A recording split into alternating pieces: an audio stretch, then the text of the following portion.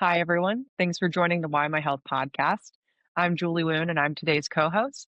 And today we are once again joined by Alexandria Yarborough. You may remember her from one of our earlier episodes where we talked about the 2024-2025 flu season. And today she joins us to talk about her experience with POTS. So welcome back to the podcast, Alexandria. Thank you so much. So, just before we get started, can you give the listeners, especially since some of them may not be familiar with POTS, just a brief explanation of what it is? Sure, absolutely. So, POTS is also known as Postural Orthostatic Tachycardia Syndrome, or POTS for short. It's a lot easier to say, but it is a dysregulation of the autonomic nervous system. So, it's also known as dysautonomia. So, basically, some of my systems that are usually normal and everyone else kind of act up without any triggers or without any explanation. Yeah, and can you talk about some of the first symptoms that you noticed, before you were aware of maybe POTS or maybe diagnosed even, just what you were feeling that triggered something inside of you to say like, something just doesn't feel right. Sure. So everything started for me back in 2020. I had COVID, and it was a pretty severe case. This was before the vaccine, so there really wasn't much you could do. I was out of work for a while, and I was in bed most of the time, but I did recover. And then a couple months later, I started having severe chronic fatigue, and then I started almost running hot. It wasn't a hot flash, and I wasn't necessarily sweaty, but, like, if I was to vacuum, I would just be exhausted and just felt, like, flushed. So that was really kind of the first symptom that I had. So then months later, I started having sleep issues. I was having trouble. I wasn't sleeping through the night, or if I was, when I would wake up, I would feel like I hadn't rested at all. And then in 2022, so about 2 years later, all this is kind of gradual. Some days are worse, some days aren't so bad, but my heart rate started increasing. So I could no longer exercise. I couldn't cook a meal. I couldn't do some of my crafts and activities. It was just really interfering with stuff. So I had an increased heart rate, still had that fatigue, sleep issues.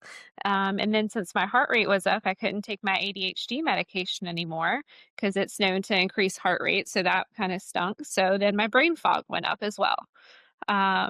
Then I had just all these unexplained symptoms and just didn't really know what to do. I had some pre syncope or almost fainting at work. And then randomly, that would have numbness or tingling in my hands and feet.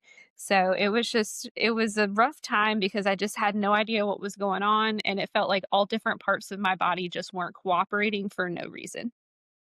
Yeah. And we hear from a lot of POTS patients and those who are living with POTS that they it is this amalgamation of these different symptoms, and um, a lot of people really struggle to get diagnosed. So, could you talk to us a little bit about how, what your journey was to being diagnosed with POTS? Sure, absolutely. So, I had a rather quick diagnosis, which is about 6 to 8 months, which for most conditions is not very quick at all. But it started with having a great PCP or primary care provider. So, she was really empathetic. She listened to me. Um, I did have to take in some like information. So I have an Apple Watch. I actually got an Apple Watch after I started having some heart rate issues because I started to kind of think that maybe I was going crazy because there's no way I could feel like this. And so I was just like, I need some kind of health metric to kind of show me. So one of the cool things is that you can download the data from your health app with Apple. And so I was able to track that. So since she believed me, I was able to get a referral to a cardiologist. The cardiologist referral took a little while. I did ask for a tilt table test. That's something that's pretty common with POTS, but unfortunately, my insurance didn't cover that. So we kind of had to go a different route. So then we had a Holter monitor. So that is a basically a sticky kind of heart monitor that I had to put on my chest. I had a 3 day one, and then later, once they found some issues with that, which was good that they saw something, I had to have a 2 week one. I've heard that that one is pretty typical, but some people have to be on one for 4 to 6 weeks to get kind of a better picture of what's going on with them.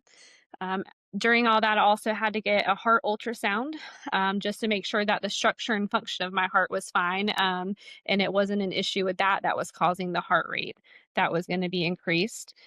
So I also had to see a sleep doctor, and so they diagnosed me with idiopathic hypersomnia, which is a fancy way of saying we don't know where this comes from. Idiopathic and hypersomnia, which is extreme daytime sleepiness. So for some reason, I wasn't sleeping and resting. And so I got that diagnosis and a medication for that. And so then I had my primary care prescriber that helped me with some of my symptoms. And then the cardiologist that determined finally that I had POTS at that time. Wow. Yeah, so even though it's maybe a short diagnosis for POTS, it's still quite a journey to get to that diagnosis. Absolutely. Yeah. I had a lot of different appointments. At one point, I also did have to go to an OBGYN just to switch contraceptive methods, just to make sure it wasn't a side effect from that medication. So, even though that wasn't necessarily part of my POTS journey, it was just another step and trying to navigate appointments, insurance, work schedule, and then not feeling so great was definitely challenging. Yeah. Can you talk a little bit you've mentioned some of the symptoms, but just what does it feel like living with POTS, in your day-to-day life? Like, what does that look like? So basically, the way I would describe it is that your body is on autopilot, but you were programmed incorrectly.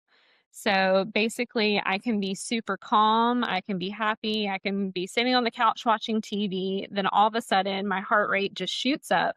I get super anxious, and that just is a terrible feeling. I might start worrying about something that I'm not even worried about. I start feeling terrible, even though I was having a great time. It's just like you're programmed all wrong.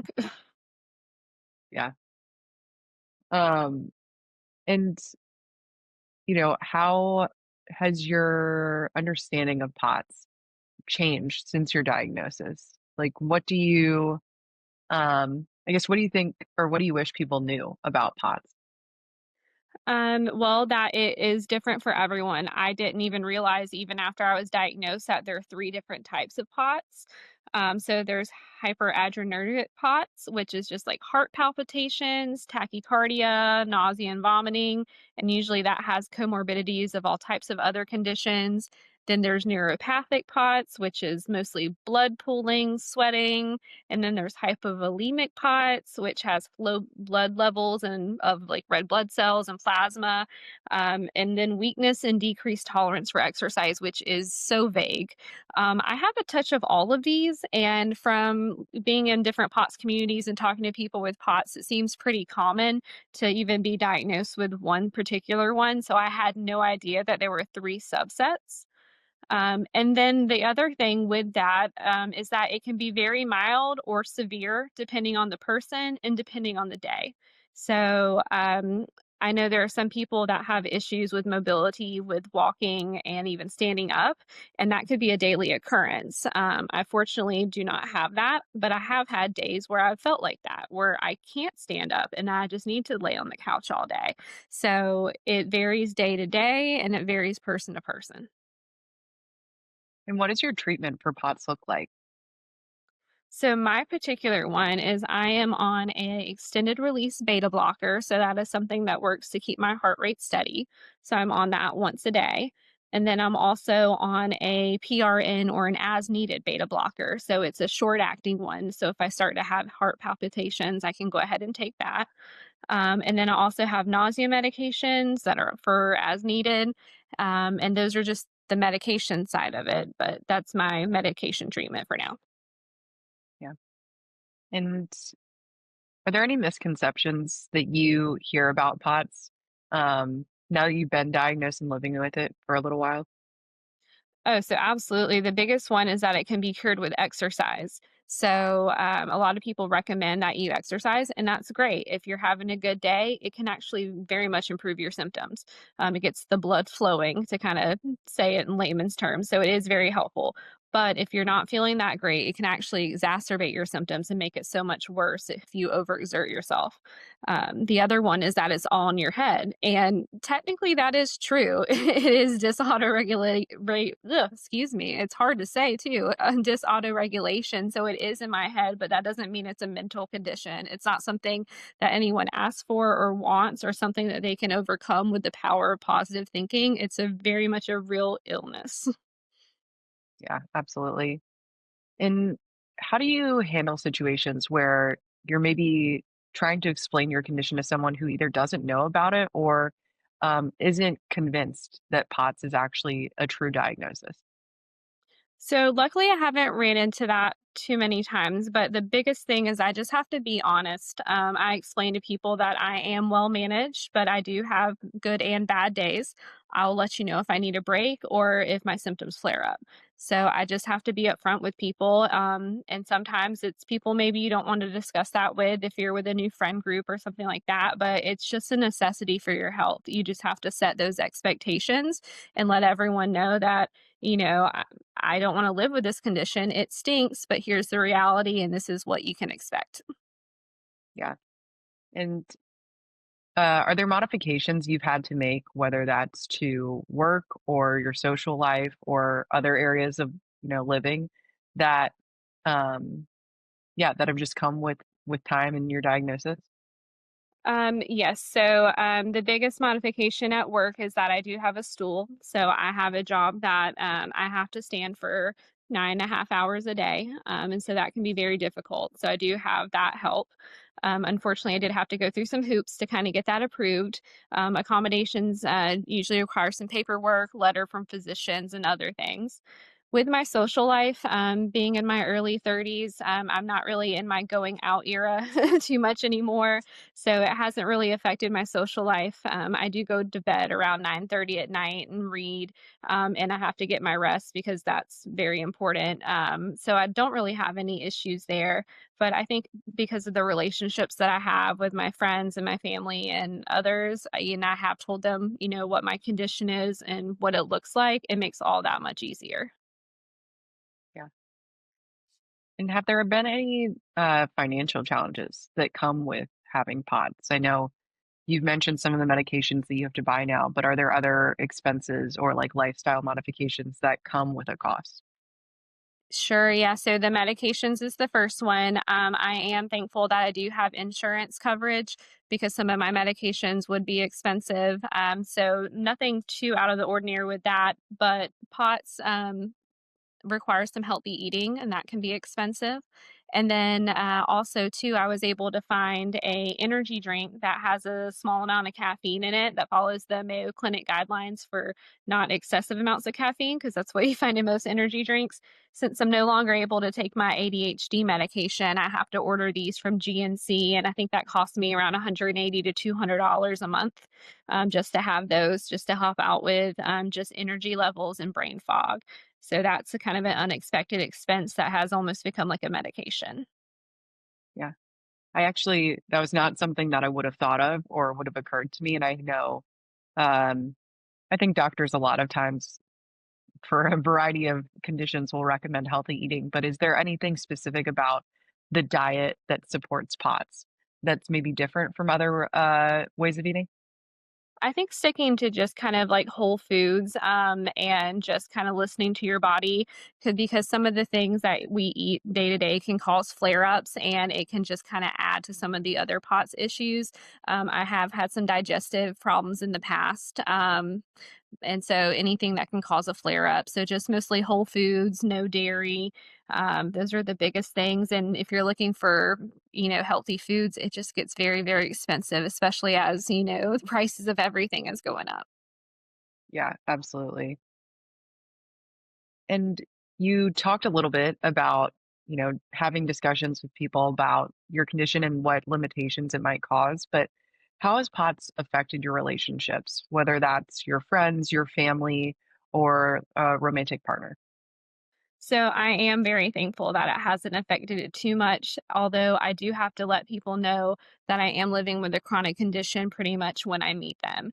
If we're going to go do something, if we're going to go hang out, it's something that I never had to do before. I usually don't discuss any of my health issues. They're usually pretty private, but it's just something that everyone around me has to be aware of in case I'm not feeling well or if they need to get help. I haven't passed out in years now, but that had happened at work, and my employees had no idea what to do. They were kind of startled by it. And I mean, I was myself as well. That was early before I was diagnosed. It's just something that I have to discuss that kind of makes yourself very vulnerable when you're meeting new people or even just people that you know that this is not something you ever thought you would talk about. Yeah. And when you are managing symptoms, how do you maintain social connections? Does that make it harder, or is it something that because you've had these conversations, sort of from the start, that people are already anticipating? It still is difficult, especially since I do have to go to bed every night at 9:30, or at least start getting ready for bed, because if I don't sleep, I'm not gonna feel good tomorrow at all. It's a non-negotiable. So if there's a movie premiere or a later event or if dinner's running long, that can be really difficult. I have to kind of sacrifice that, or just know it's not for me. I know a lot of times when we're in our 30s, we're not really trying to stay up to see the ball drop for New Year's Eve or anything like that. It's not necessarily a priority, but sometimes I would like to. I would like that option. I'd like to, go to later movies and, watch maybe a later TV show that comes on, but it's just something that's not really in the cards anymore. Yeah, makes sense. And what's been the most helpful in terms of support from maybe from your family and friends, but also, healthcare providers? So, the biggest thing that is helpful is just that they are empathetic and able to listen to me. I think it would be extremely difficult if I had to try to prove myself or to try to explain exactly what I'm feeling. It was such a challenge to get diagnosed, and that was with empathetic providers and ones that did trust that I knew I was talking about and not trying to just be like, oh, I read this thing on the internet about POTS. I think I have it. So I'm just really thankful for everything that I do have, with the family and friends and healthcare providers. And a lot of this stuff that you're talking about, like you said, it's both hard on yourself physically, Mm. um, but I'm sure it's also difficult mentally. And so I wanted to see how POTS has affected your mental health and your emotional well-being.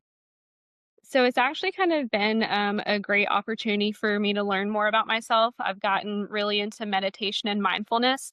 Mindfulness is kind of the practice of just kind of accepting what is and seeing the beauty in it. And so there are some days where I have to rest the whole day and I want to go out and run errands. I want to be productive. But maybe that day, all I had to do was rest and just kind of enjoy just the silence and being alone and realizing that, yeah, my body isn't behaving how I want it to, but tomorrow is a new day and it could be completely different. So that's kind of been like a beautiful thing that's happened. I've also started reading all these different self help books and I've been able to kind of share that with family and friends. So that's been really fun. So we've actually got kind of a deeper connection ever since this started. Any books in particular that you feel like have been uh, really helpful? There's one called Abundant Ever After. There's a couple by Deepak Chopra. Just really anything that kind of talks about the power of the mind. There's one called Mind Magic that kind of talks about meditation. There are so many. I actually have just a pile in my office right now that I haven't even gotten to, but those are just a few of my favorites. Yeah, that's great. And you have made these changes to your lifestyle. You're kind of taking on these practices, like you just mentioned with mindfulness. Has there been any change that you feel like in your personal identity since being diagnosed with POTS? I don't think so. And I think I have a lot to credit to the mindfulness and meditation too, because I'm able to focus on gratitude. I am just a person with POTS. This is still my life. It's still going to be fulfilling. It's still going to be full of good times. I've had to make adjustments for sure, but I know I can do it and I'm just not going to let it stop me. Yeah, that's great. And have you connected with anybody else who has POTS? I have, I actually went to a conference and they had a Potsies meetup, which was really neat. I had never heard of that. And honestly, I was a little bit scared to go because I just figured like, well, maybe my POTS isn't bad enough. Maybe they're going to think that maybe I shouldn't be here. I was super nervous, but I met some great people. No one asked how severe my symptoms are. They were just super accepting. If they wanted to talk about something they were experiencing, they were able to do that. And that was one of the most rewarding experiences I've been a part of. And, you know, you go to this event, have you made any like lasting relationships? Is it still a community that you engage with and, keep in contact with? It is. I'm in quite a few Facebook groups, and every now and then I will jump in and kind of share my experiences or answer some questions. Sometimes there will be some medication questions, and I feel comfortable doing that. I also have kept up the relationships that I met. So I have gotten some good friends out of it. So that's been a blessing because I do have some people that get it. They understand what's going through. As helpful as my family and friends are, as they're not kind of living this day to day, and that can be difficult. And I don't want to burden them. I don't ever want to feel like a burden, but it is a chronic health condition, and it does come with those challenges. Yeah, absolutely. You mentioned Facebook groups. Is there anywhere else that people who maybe have POTS could turn to or look for other communities online that they could join? Sure. Yeah, there's two that I really love. It's called Stand Up to Pots and Awareness for Potsies. And then funny enough, I found YMyHealth when I was looking for POTS answers. So I was looking up my symptoms and then I stumbled across an article that I believe Melissa had written, and it was about POTS. And then, yeah, the rest is history. And I connected, and now love YMyHealth and I'm pretty involved. Yeah. Uh, POTS for us is a big subject matter that we talk about a lot on the show and a lot about on our website. And we have a variety of people who we've been talking to about POTS as well, including Sarah Diekman of Diekman Dysautonomia. So with that, we're going to take a break to talk about today's sponsor. Okay, now I'm just going to jump into the next question. So, all right, let's see. What changes would you like to see in the medical community and the way that it approaches POTS? I would love to see a change in just treating the symptoms.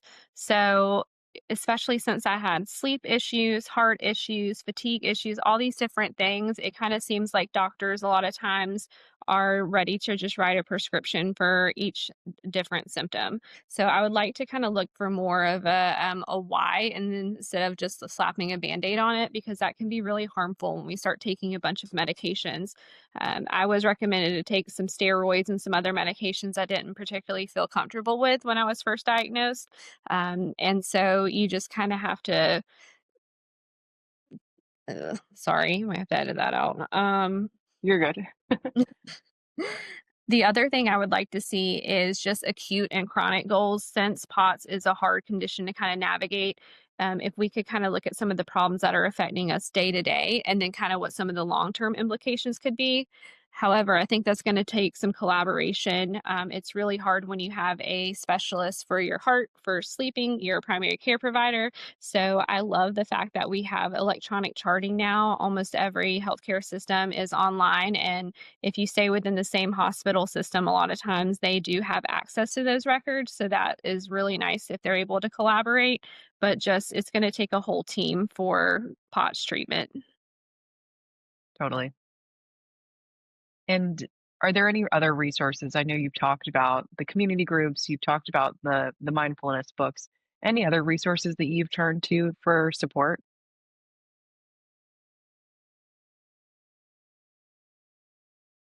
I don't think so. I'm sorry. You're good. You're good. Don't worry. Then let's go with um, what has living with POTS taught you about resiliency and self-advocacy? Well, for me, I never thought it was going to happen to me. I was a healthy 28-year-old. It's made me extremely grateful for health. Life can change in an instant. So it's really important to practice gratitude. You cannot buy good health. That is another thing that I have learned. There is not a, special fix all medication or any type of exercise that you can do just to make this go away. And that, applies to all different chronic conditions. So I never thought it would happen to me. I think a lot of people think that when they're diagnosed with something like this. Um, I guess that's it. Sorry. This Yeah. is this is so No, you're good. all right. I think one other question I didn't originally have on the list, but I'm curious because we're talking about, you know, you've really had a good experience with physicians in getting your voice heard. Do you think that that has anything to do with your background? For those of us who maybe had not joined the first episode that you were on, Alexandria is a pharmacist, and so she has a medical degree. And so I'm curious if you think that might have um, made other healthcare providers more apt to hearing you out, or if maybe not, if truly like you've just been very extremely lucky to have physicians along the way who have really believed you and heard you out. I think it's a mix of both. I do have some great providers, but they did know before I was diagnosed with POTS that I was a pharmacist. So that was helpful in the fact that I know how the healthcare system works and I know what to kind of not necessarily tell them. I'm never telling my doctor, I think this is what you should do, but I know what they're looking for to try to get the answers to help solve a problem. The biggest thing I could tell anyone to do if you are in healthcare or not is to document. I think it would have been extremely hard for my physician just to hear all my vague symptoms and then try to fix me or to find a referral. I was able to do, the heart rate tracking with an Apple Watch, which most of us have. So please do that for yourself. If advocacy is hard. It really is, especially as a patient. I never go in and tell anyone that, I'm a pharmacist.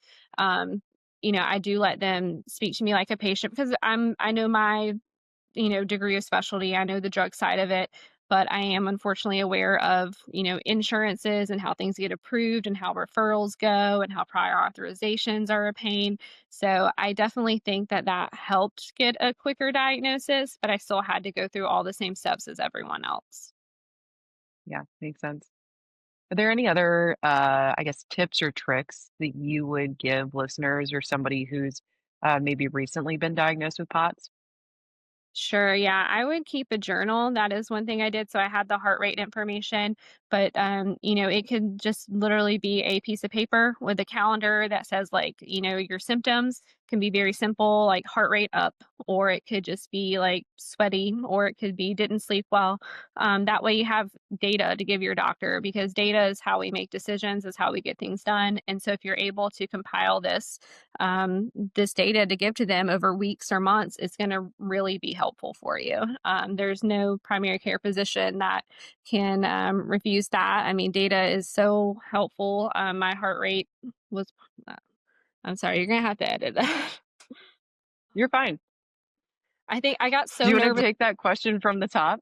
Yeah, I got so nervous Yeah. today talking to Melissa about like the editing process. I think it's in my head. I'm so sorry. No, don't worry about it. It's totally fine. And it's really honestly not that hard to edit. So don't worry. Okay. Here, I'll re ask the question and we'll take it from the top. Okay. Um, so, do you have any tips or tricks for our listeners or somebody who's potentially been recently diagnosed with POTS? Yes, so I would make a journal. You can make one that is like a calendar where you can put your symptoms on there. It can be very basic or it can be very detailed. You can just put in like the date and just put heart rate up or didn't sleep well, because that way you can get that information to your doctor, give them data so that can help with just symptom management as well, kind of to see trends if there are any, and then just give your doctor something to work with so maybe they can get you to the right specialist. Perfect. And I know we've touched on a lot already within this conversation, but is there anything that I haven't asked or we haven't touched on that you feel like is important to mention? Sure. I mean, I'm happy to tell you about like a typical day with POTS if you'd like to hear about Yeah, that. Um, absolutely. So one of the things that has been a big adjustment is just kind of what my typical day looks like. So I have to take a special sleep medication every evening. It's a liquid medication, and then I have to wake up in the middle of the night and take the second half of it. So I do that like clockwork now, but I used to have to set an alarm. But as soon as that medication wears off, usually at like 6:30 in the morning, I'm up. So I'm not able to sleep in anymore. As soon as I wake up, I instantly have to take my beta blocker. It is an extended release medication, but it's something I have to take each and every day to monitor my heart rate. So then I start to get ready for my day. My symptoms have improved, so I don't have to sit down when I shower or to put makeup on or anything like that. But if I have to blow dry my hair, the combination of like standing and heat, that's something I will always have to sit down for. It's just too much. If I go to work that day, that is all I do. I might be able to prepare a simple meal when I get home, but I'm not stopping by any stores or running any errands or anything like that. My day's accomplishment is just work and home. Not able to exercise on those days. I do have a stool to accommodate me, so that is helpful with working the 10-hour shifts, but it is pretty taxing. Once I get home, I'm able to rest. I have dinner and then usually get ready for bed by 9:30. So that is a busy day. Yeah. And then I will meditate, read, and take my medicine and start it up again. If I'm off, I am able to, and I'm feeling good, I'm able to exercise. I set my limit at no more than 30 minutes. Each day, my goal is 15 to 30, but if that doesn't happen, it doesn't happen. I just have to listen to my body. And it's the same cycle on my off days, just the sleep medicine, taking the beta blockers, and then just kind of monitoring my symptoms. And then I have a energy drink in the morning to help out with brain fog around 11 a.m. and then another one at 4 to replace my ADHD medications that I'm no longer able to be on. And on the days that you do work out, what does a workout look like? So for me, it's just walking or just some weight work. It's not anything intense. It's not running. Um, I just don't ever want to exacerbate myself too much or overexert myself. And so it's just mostly just walking. Yeah. And you kind of talked about this as a typical day. I'm curious as well. This is at home, but you know, what happens when you're traveling? Whether that's for fun or potentially for work, I'm not sure, but curious to see how you manage something like that, which is already I think can be very taxing for somebody without pots. So I have to definitely do my research. So if I'm attending events or doing things, I always have to make sure that I have my medication with me. So I have to check like stadium policies and things like that to make sure I can bring in a bag, make sure I have all my medications, even the as needed ones. And then just also their policies for refund too. I've been to an event one time and, I was really excited for it. I was there for the weekend and I was just not able to go to it. And so I have to do a lot more research and work and preparation anytime I leave the house or go anywhere. Yeah, makes sense. And just things like flying or I mean, honestly, just like navigating airports these days is a wild ride in and of itself. Um, does that have any effect on your symptoms either? I don't think that it has, but I have not flown too much in the last couple years, so I can't really speak Yeah, to. fair enough. Cool. Well, I think that is everything that I have for you today. Alex, thank you so much for joining us once again and for opening up and telling us about your experience with POTS. We really appreciate it, and it's always so great to talk with you. Awesome. Thank you so much for having me. I appreciate being able to share my story. Perfect. Thank you.